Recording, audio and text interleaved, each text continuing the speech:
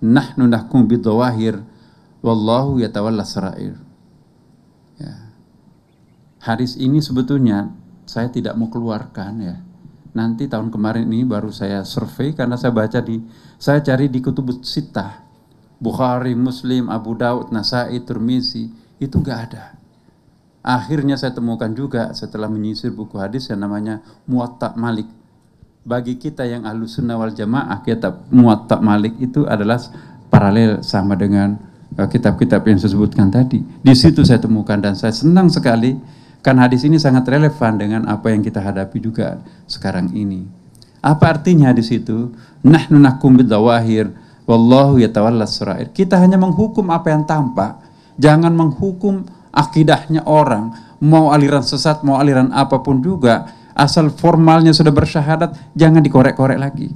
Hanya Allah yang tahu apa yang tersembunyi dalam hati orang. Nah, jadi kalau ada orang yang menghakimi akidahnya orang, ya kamu itu aliran sesat misalnya. Saya ingin mengingatkan kita, jangan terlalu gampang mengaliran sesatkan orang. Dan sebaliknya juga jangan terlalu gampang mengkafir-kafirkan orang. Kan hadis Nabi mengatakan kalau kita mengkafirkan orang yang tidak kafir, itu mental, kita jadi kafir.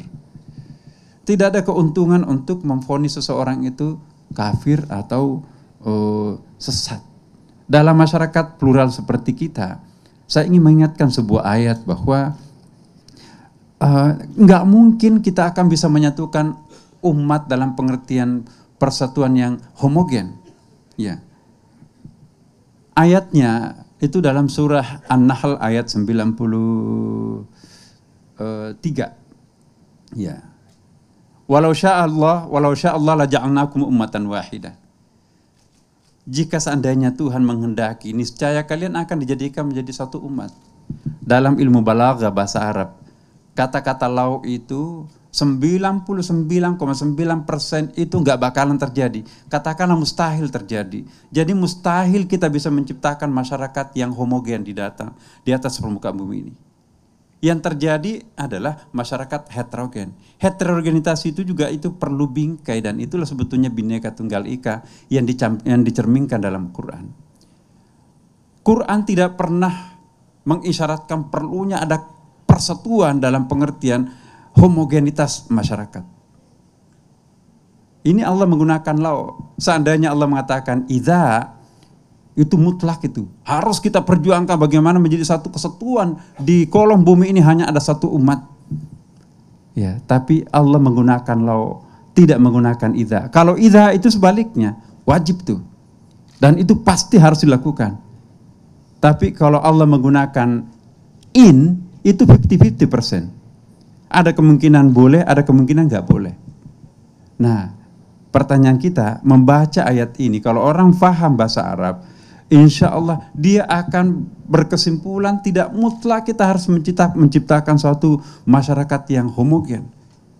Masyarakat yang heterogen itu yang penting adalah bagaimana wa'tasimu bihablillahi jami'a, berpegang teguh kepada sebuah tali, common platformnya ini yang paling penting.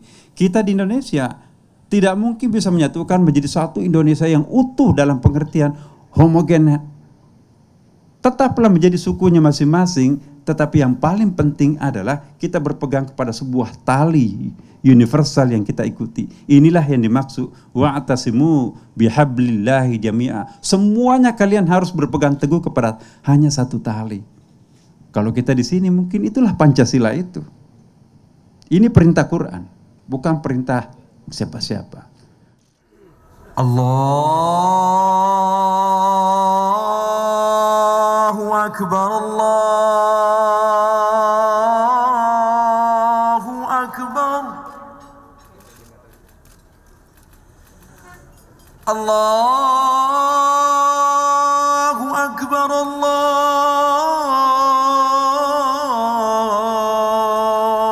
Akbar. Asyhadu an la ilaha illallah.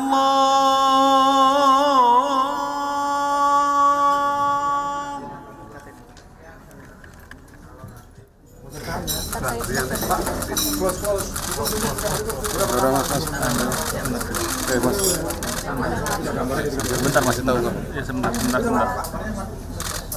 Bismillahirrahmanirrahim.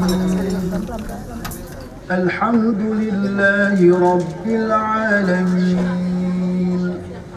Ar-Rahmanir Rahim.